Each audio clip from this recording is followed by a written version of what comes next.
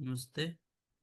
हम अष्टांग हृदय सूत्र स्थान का 12 चैप्टर दोष भेदी अध्याय यहाँ तक हम पहुंच गए थे। तो इस चैप्टर के अंदर हमने लास्ट श्लोक ये देखा था, जो रोग मार्ग है वो कौन से हैं और उनमें कौन से व्याधियां हो सकती है और जो मार्ग है उसका डेफिनेशन क्या है। आज हम जो प्रकोपित वात पित्त कफ उनके कर्म के बारे में देखेंगे। श्रेया, स्टार्ट। Yes sir. संवत्सर, व्यास, व्यध, स्वाप, अपसाद, रुक्त, तोद, भेदनम, संग अंग भंग, संकोच, वर्त, हर्षण, तर्षणम, कंप, पारुष्य, सौशीर्य, शोष, स्पंदन, वेष्टनम, स्तंभ, कषाय रसता, वर्ण, श्यावो अरुणो अपि वा, कर्माणि वायो। तो यहाँ प्रकुपित वात के कर्म बोले हैं संस्र, मतलब वायु आदि संधियों में भ्रंशता पैदा होना। व्यास का मतलब है फैलना। व्यध का मतलब होता है विद्ध सा प्रतीत होना, यहाँ पे विद्ध लक्षण जो होते हैं ना वैसे प्रतीत होना वहां से। स्वाप मतलब सुन्न पड़ जाना, कौन सा भी हमारा जो बॉडी पार्ट है एकदम सुन्न पड़ जाता है, हमको कुछ सेंसेशन नहीं होना वहां पे। साध का मतलब है शिथिलता। रुख का मतलब है शूल। तोद, रुख, तोद का मतलब होता है पेन, शूल। तो जहाँ पे भी वात होता है बॉडी में, जहाँ पे भी वात का प्रकोप होता है, वहां पे शूल हमें महसूस होता है, मतलब पेन फील होता है। भेदन मतलब फटने के समान पीड़ा हो जाना, किधर भी क्रैक वगैरह जो है वैसी पीड़ा होना। संघ का मतलब है अवरोध। तो किधर भी कौन सी भी चीजें एक्यूमुलेट हो जाती है तभी, या फिर स्टॉपेज प्रोड्यूस करती है तभी उसको हम अवरोध बोलते हैं। अंग भंग मतलब अंगों का टूटना। संकोच मतलब संकोचित रहना। वर्त का मतलब है घूमने के समान पीड़ा होना। हर्षण मतलब रोमांच, एकदम ऐसा रोमांच जैसा प्रतीत होना। तर्षण का मतलब तृष्णा, पिपासा, प्यास लगना। कंप का मतलब कंपन होना। पारुष्य मतलब कर्कशता। सौशीर्य मतलब खोखला, पोरस हो जाना, पोरस नेचर जो होता है ना बोन्स का वैसा। शोष का मतलब होता है शुष्कत्व, जो सा हमारा जो थ्रोट रीजन में हमको शोष में फील होता है। स्पंदन का मतलब होता है स्फुरण। वेष्टन मतलब ऐठन मच जाना। स्तंभन का मतलब होता है निष्क्रियत्व, यहाँ पे कौन सी भी क्रिया नहीं होना। कषाय रसता मतलब मुख में कषाय रस जैसा प्रतीत होता है, खट्टा वैसे। कषाय रस से ना तुरट सा का प्रतीत होना। एवं श्याव अरुण वर्ण, त्वचा का जो रंग होता है ना वो कपिश या फिर अरुण रंग का होना। ये सब प्रकोपित वायु के कर्म है। तो ये सब देखो, जब हमारे पास पेशेंट्स आते हैं ओपीडी में, तो अगर हम उनके कंप्लेंट्स को इस फॉर्म में लिखें तो वो डायग्नोसिस के लिए प्लस हमें दोष कौन सा दोष प्रधानता है ये जानने के लिए भी बहुत इजी हो जाता है। अगर पेशेंट आएगा बोलेगा कि मुझे बर्निंग सेंसेशन है, तो उसको अगर हम दाह लिखेंगे तभी तो हमें जल्दी समझेगा कि ये पित्त का लक्षण है। तो ये जो सिम्टम्स है ना, इसीलिए ये जो 3 श्लोक है ये वात का, अगला पित्त का, और नेक्स्ट है ये कफ का। तो ये वर्ड्स जो है यहाँ पे जब पेशेंट बोलता है तो उसको अपने आयुर्वेदिक टर्म में अगर हम लिखेंगे तो कंसल्टिंग के लिए, मतलब ट्रीटमेंट के लिए, और दोष प्रधानता दोष कौन से हैं इन्वॉल्व है वो जानने के लिए बहुत इजी हो जाएगा। तो ऐसा तो मोस्टली समझा ही दिया है। तो श्रवण से मतलब अपने जगह से सरकना, तो फॉर एग्जांपल डिस्क बल्ज की बात की थी मैंने कि डिस्क बल्ज जो है वो अपनी जगह से अगर पीछे सरक जाता है, तो ये श्रवण से का एक एग्जांपल है। तो वैसे ही दूसरे बहुत सारे बॉडी में जितने भी जो अपने जगह से छोड़ के दूसरे के जाते हैं उसको श्रवण से बोल सकते हैं। व्यास जो है फैलना, जितने भी मेगेली है, हिपेटोमेगेली, ऑर्गेनोमेगेली वगैरह जो भी है वो व्यास के अंदर काउंट कर सकते हैं हम। वेरिकोज वेन से अगर, तो जो नसें रहती हैं, वेसल्स रहते हैं, ब्लड वेसल्स, उनका एक साइज डिफाइंड है। अगर उससे ज्यादा बढ़ गया, व्यास बढ़ गया, तो ये वात का एक विकृति है, तो व्यास। फिर व्यधा मतलब जिसमें हम प्रिकिंग सेंसेशन जैसा हो। स्वाप मतलब सुप्तता, डायबिटीज के पेशेंट आते हैं और बोलते हैं कि मेरे मुझे पैर में कुछ समझता नहीं है सेंसेशन, पैरों से चप्पल कब निकल गई हमें ये भी समझता नहीं है, तो स्वाप। साध मतलब अंग साध, एकदम गड़ून गिल्यासारखं वाटणं जो बोलते हैं वो। रुक मतलब शूल, तो मतलब प्रिकिंग सेंसेशन, तो छूल कुछ चुभा रहा है, प्रिक्स और निडल्स, ये जो सेंसेशन पेन का एक टाइप है मॉडर्न में वो ये है। भेद मतलब कोई फोड़ रहा है, हथौड़े से कोई मारता है, तो ऐसे मराठी में बोलते हैं ना डोका ठनकता है, तो वो भेदन। फिर संग, संग मतलब किसी का पेशेंट आएगा बोलेगा पेट साफ नहीं हो रहा है, मल साफ नहीं हो रहा है, पेशाब में तकलीफ है, स्रोतों में अवरोध है, तो ये सब संग के एग्जाम्पल है। अंग भंग, इसमें भी बदन टूटने जैसी वेदना होना। संकोच, कि जो आईटी वाले पेशेंट्स है वो आके बोलते हैं कि मेरे पीठ जकड़ गई है, कमर में, गले में, मतलब सर्वाइकल रीजन में यहाँ पे संकोच, एक स्पाज्म जैसा फील होता है, तो ये भी वात का सिम्टम है।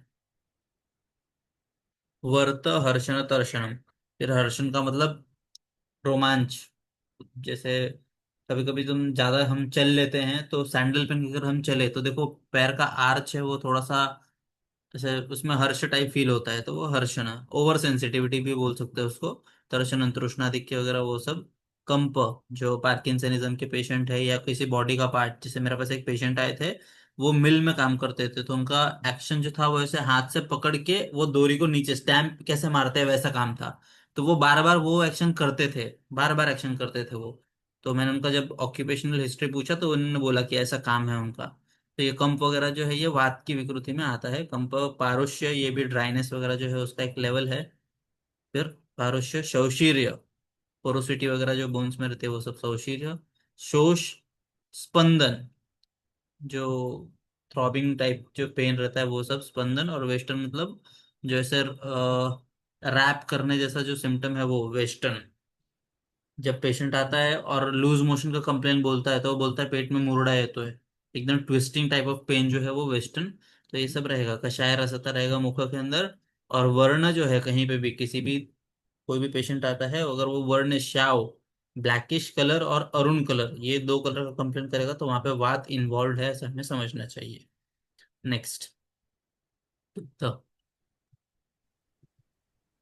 पित्तस्य दाह राग उष्मपाकिताः। तो जो प्रकोपित पित्त है उसमें पहले तो सबसे पहले दाह होता है, संताप बहुत जैसा प्रचंड होता है। राग मतलब रेडनेस, पूरा बॉडी जो होता है ना वो रेड हो जाता है। उष्मा मतलब उष्णता। और पाक मतलब पक्वत्व, पक्वत्व मतलब ऐसा जो पक्व के लिए यूजफुल होता है मोस्टली, तो मतलब पकना एक मोस्टली उसका कार्य होता है उष्णता के साथ। स्वेदः क्लेदः श्रुति कोतः सदन मूर्छनम मदः कटुक अम्लौ रसौ वर्णः पांडुर अरुण वर्जितः।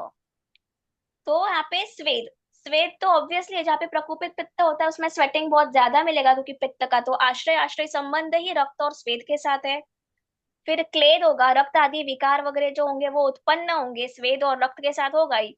पित्त का अगर प्रकोप होगा, पित्त का कुछ भी प्रकोपित होगा, रिलेटेड व्याधि होगा, तो सेम उसका उसके आश्रय आश्रय के में डिपेंड तो दिखेगा ही, तो स्वेद और रक्त दोनों में दिखाई देगा।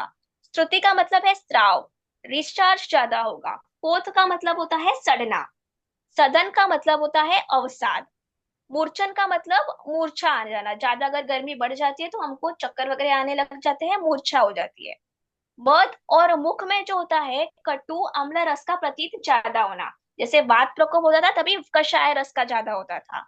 और पित्त के प्रकोप पे क्या बोला है यहाँ पे, कटु और अम्ल रस का प्रतीत होता है।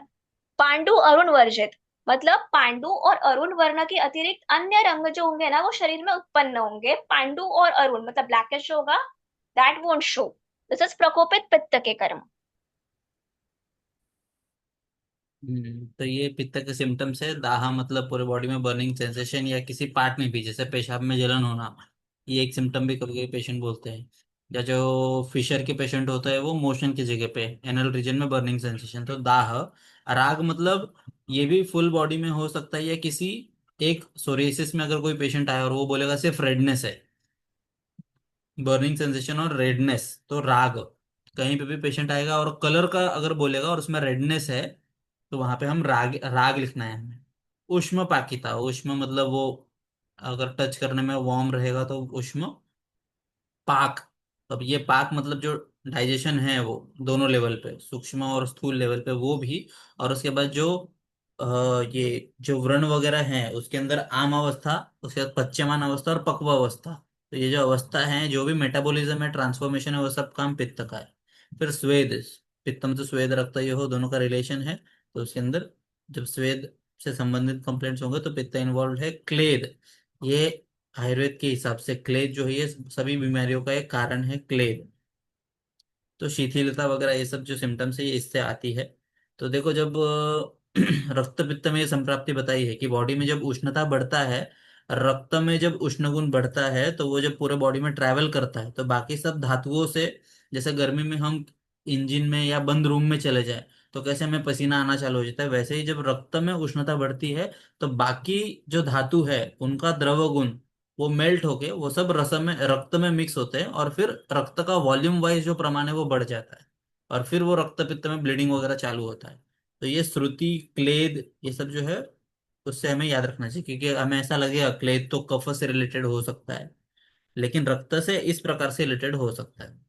श्रुति मतलब स्राव होना, कोथ सड़ना, ये पित्त का लक्षण है। गैंग्रीन वगैरह ये सब जो जितनी भी बीमारियां हैं वो सब पित्त इन्वॉल्व है। कोई पेशेंट आएगा और बोलेगा कि कल ऐसा था और एक दिन में एकदम ड्रास्टिक एकदम सब फटाफट हो रहा है, मतलब पित्त इन्वॉल्व है वहां पे।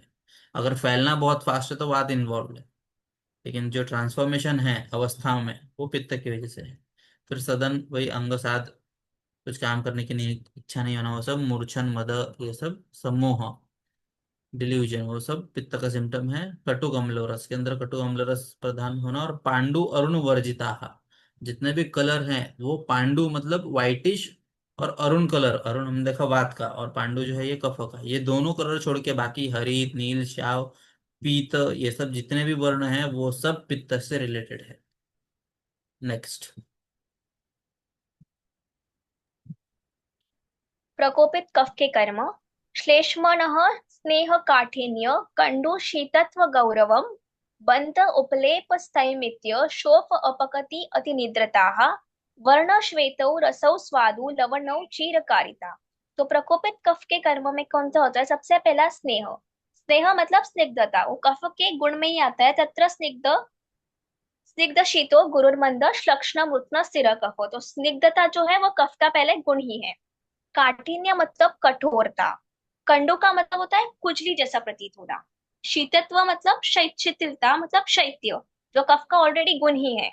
गौरव मतलब भारीपन गुरुता प्रतीत होना संपूर्ण बॉडी में।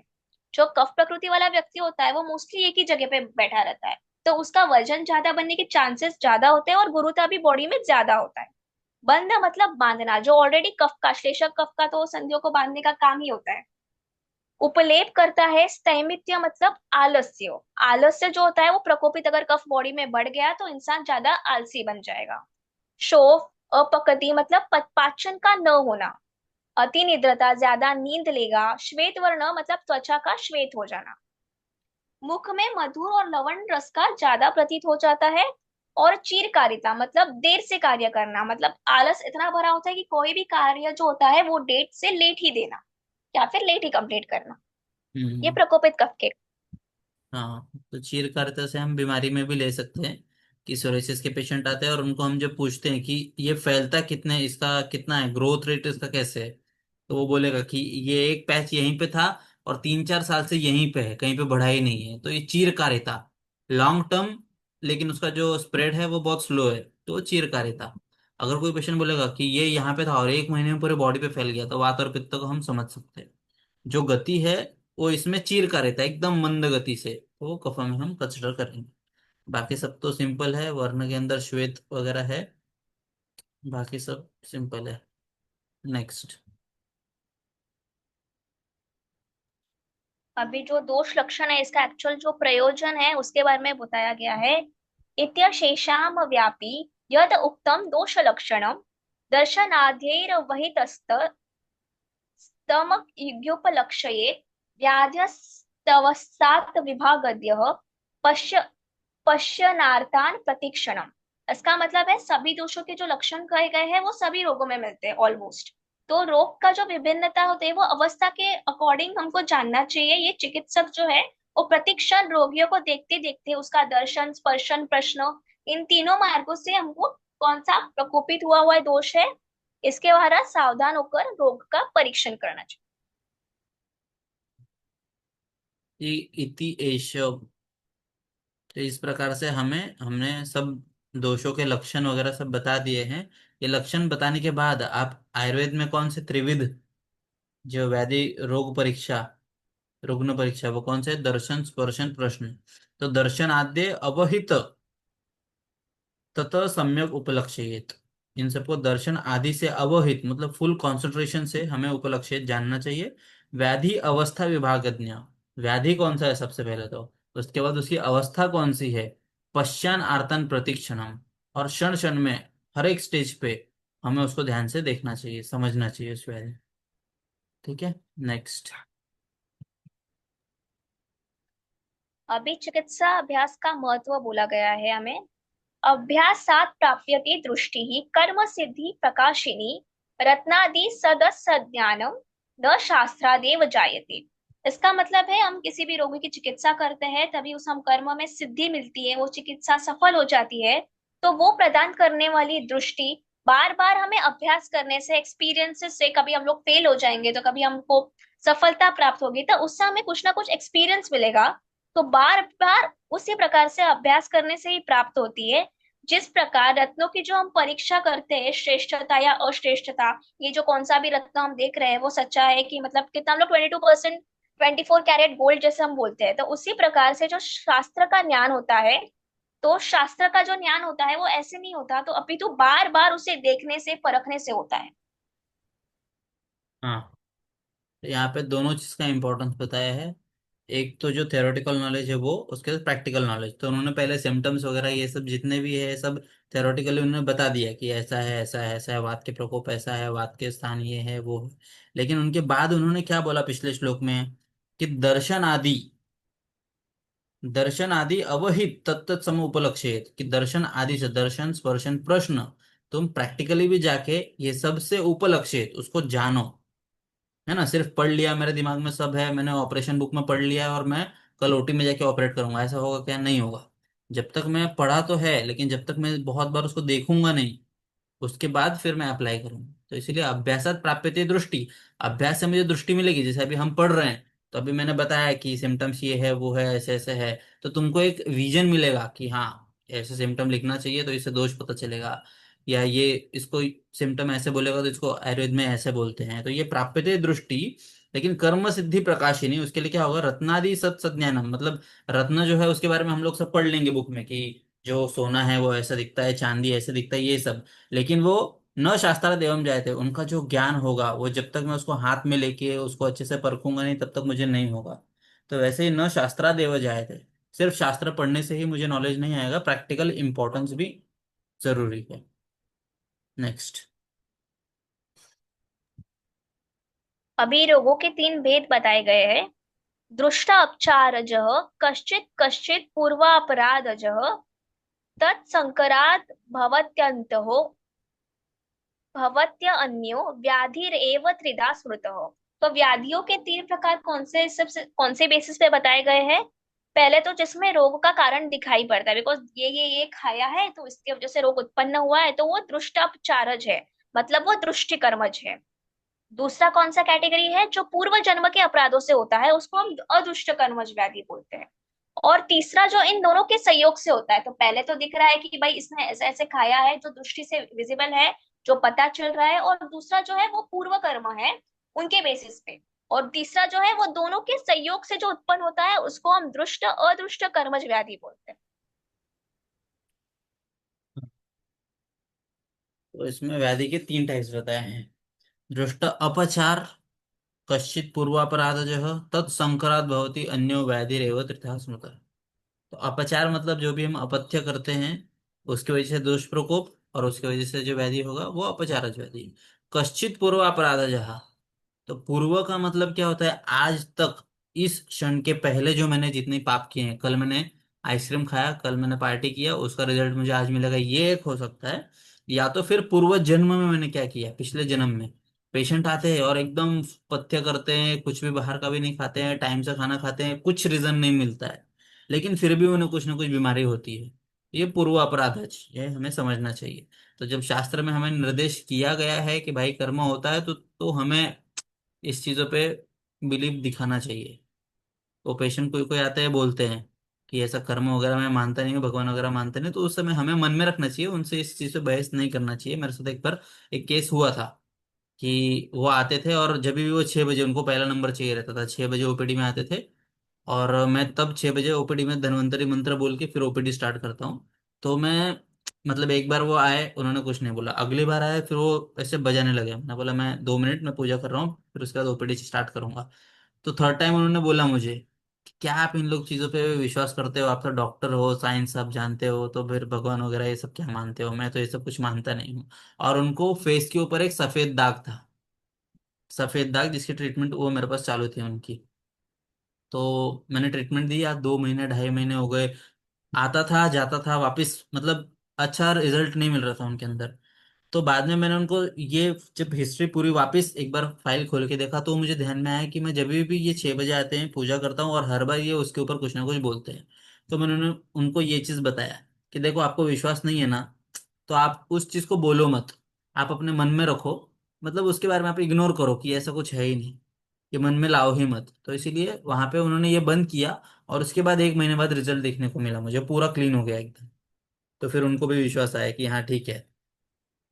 फिर वो बोलते थे कि ये एनर्जी है, नेगेटिव वाइब्स है, ये वो, पर ठीक है। फिर उसके बाद तत्संकरात, संकर मतलब दोनों का साथ में होना, अपचार भी है और पूर्व जन्म के या पूर्व कर्म जो है वो उसमें भी अपराध है, वो दोनों को मिलके तीसरा व्याधि है, वो उभय। ठीक है, नेक्स्ट। यथा निदानं दोषोतः कर्मजो हेतुर्भिर्विना महा आरंभो अल्पके हेतावातको दोष कर्मजः। तो जो हेतु के अकॉर्डिंग हमें जो व्याधि उत्पन्न होती है उसको हम दुष्ट अपचारज बोल सकते हैं। जो बिना हेतु के जो व्याधि उत्पन्न होती है, जो पूर्व जन्मकृत जिसको हम बोलते हैं, तो उसको हम अदृष्ट कर्मज बोल सकते हैं। और जो अल्प हेतु के साथ, बट ऐसा हमको लगता है कि हमने कभी कभी ठंडा पानी एक हाथ खुद पी लिया, लेकिन उससे इतना क्यों हमें, मतलब हेतु अल्प होता है, लेकिन उसकी वजह से इतनी बड़ी अचानक व्याधि कैसे हो सकती है, तीव्र कष्टकारक। तो जिसमें अल्प हेतु होता है लेकिन महा आरंभ तीव्र कष्टकारक होता है ना व्याधि, उसको हम दोष कर्मज बोलते हैं। हम्म। तो हमने देखा जैसे कि यथा निदानम दोषोत्थ, यथा निदान मतलब सामने हेतु दिख रहा है, उस हिसाब से दोष प्रकोप, उस हिसाब से व्याधि। तो वो सिंपल है ट्रीट करने के लिए, क्योंकि हमें हेतु पता है कि आपने ये किया है, इसका रिजल्ट आपको मिला है। कर्म जो हेतु भी बिना, भाई मैंने जैसे दूसरा केस बोला था कि वो एकदम अच्छे से टाइम टेबल फॉलो कर रहे हैं, घर का खाना खा रहे हैं, बाहर का कुछ अपचार नहीं, टाइम से सोना, टाइम से उठना, हर एक चीज परफेक्ट, फिर भी बीमारी है, तो वहां पे कहीं ना कहीं कर्मज व्याधि होने के चांसेस हैं। ठीक है। फिर उसके बाद महा आरंभ को अल्प के हेतु, इसका ये भेद कैसा होगा? अल्प के हेतु आतंको दोष कर्मज, आतंक मतलब क्या है? व्याधि का पर्याय। आतंक ये व्याधि का पर्याय है, व्याधि मतलब आतंक। तो हेतु आतंको दोष कर्मज। तो अल्प के हेतु मतलब एकदम छोटा सा हेतु, ऐसा हम बोल भी नहीं सकते कि आते पेशेंट, मैंने मुझे अभी तक कुछ नहीं था, कल मैंने सिर्फ एक पनीर का टुकड़ा खाया और मेरा पूरा फ्लेयर हो गया सोरियासिस। तो अल्प के हेतु महारंभ को, और उससे इतना सीवियर हो जाएगा बीमारी कि हम सोच भी नहीं सकते। तो छोटा हेतु लेकिन एकदम महारंभ, तो ये दोष कर्म, तो यहाँ पे कर्म भी इन्वॉल्व है और दोष भी इन्वॉल्व है। ठीक है। यथा निदानं दोषत्व इति यद्यस्य दोषस्य वातादेः लघुरुक्षादिः निदानं तेन कुपिता दोषात् यह उत्थितो व्याधि स दोषोत्थन्य, मतलब जो जो हेतु फॉलो हुआ उस हिसाब से वातादि के हेतु सेवन, वात के हेतु सेवन हुए तो वात प्रकोप, पित्त के हुए तो पित्त प्रकोप, और कफ के हेतु सेवन हुए तो कफ प्रकोप, उस हिसाब से बीमार है। स दोषोत्थ, इसको दोषोत्थ बोलते हैं। यो दृष्टापचारज है उक्त, इसको ही दृष्टापचारज बोलते हैं। हेतु भी वातेदि ही निदाने ही, मतलब वात की जो निदान है, लघु रुक्षादि भी ही विना यो भवति स कर्मज। लेकिन जहां पे निदान ही नहीं है और फिर भी व्याधि है तो वो कर्मज है। यह तू अल्पे निदान है, जिसमें एकदम अल्प निदान है, सेविते महारंभ से आता, लेकिन व्याधि एकदम बढ़ जाता है, सह दोष कर्मजो रोगो न्याय तो महानारंभ हो यस्य सह पूर्व रूप रूपे बलवद भी युक्त है इति अर्थः। तो इसके बाद नेक्स्ट टाइप। हम्म। त्रिविध रोगों की चिकित्सा के अभी जो त्रिविध रोग हमने जो पढ़े, दृष्टि कर्मज, अदृष्ट कर्मज और दृष्ट अदृष्ट कर्मज, इनकी चिकित्सा के बारे में बताएं। विपक्षशीलनात् पूर्वः कर्मजः कर्म संशयात् गच्छति उभय जन्मा तो दोष कर्म क्षयात् क्षयम्। तो प्रथम दोषोत व्याधि जो है उसकी विपक्षशीलता मतलब सामान्य विशेष सिद्धांत, मतलब जिन कारणों से वात आदि दोष प्रकोप हुआ है तो उनका विपरीत जो है उसकी चिकित्सा करेंगे। उसके विपरीत गुणों वाले जो पदार्थों का हम लोग सेवन करते हैं, द्रव्य गुण वगैरह कर्म करने से उस रोग का क्षय होगा। तो कर्मज रोग में क्या होगा, कर्म का क्षय होगा, उस कर्म का अगर जैसे ही क्षय होगा तो वो रोग शांत हो जाएगा।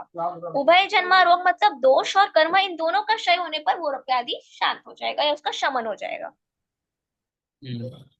तो अभी जैसे हमने दोषोत्तर व्याधि देखा, तो विपक्ष, अगर मुझे रुक्ष गुण खा के मेरा वात प्रकोप हुआ है और उसकी वजह से कुछ तकलीफ हुई है, तो उसके अपोजिट स्निग्ध गुण का प्रयोग करना है मुझे, तो वो ठीक हो जाएगा। फिर कर्म जो है, कर्म संशयात, जो मेरे पूर्व जन्म के कर्म हैं, वो जब वो कर्म का फल जो है वो पूरा हो जाएगा, जब उसका क्षय हो जाएगा तो हो जाएगा। फिर उसके लिए हम पेशेंट को बोलते हैं, आप कोई शांति करो, ग्रह शांति करो, अपने कुल देवता को मिल के आओ, या किसी पेड़ का पत्ता ये खाओ, पीपल का वगैरह, इस टाइप से अलग अलग चीजें हम बोलते हैं, तो वो कर्मज है। गच्छति उभय जन्मा, और अगर दोनों ही रीजन होंगे तो दोष और कर्म क्षयाक्षयम, तो दोष भी कम होना चाहिए और उसके कर्म भी अच्छे होने चाहिए। कर्म का जो क्षय है वो भी होना चाहिए, तब जाके वो बीमारी ठीक होती है। ये उसकी चिकित्सा है तीनों व्याधि की। तो अभी ये वाला श्लोक पढ़ते हैं और आज यहीं पे रुकेंगे फिर। कि व्याधि नाम त्रैविध्यम उक्त्या, तीन टाइप की व्याधि हमने बताया, त्रैविध्यम आह, अभी दो टाइप की भी व्याधि है वो भी बताएंगे। द्विधा स्व परतंत्रत्वात् व्याधयो अंतया पुनर्द्विधा। तो ये दो टाइप की व्याधि है, स्वतंत्र व्याधि और परतंत्र व्याधि, ये बहुत इंपॉर्टेंट है प्रैक्टिकली, ओपीडी वगैरह के लिए। तो इसके बारे में कल देखेंगे हम। ठीक है, किसी को डाउट है तो हम डिस्कस करेंगे अभी।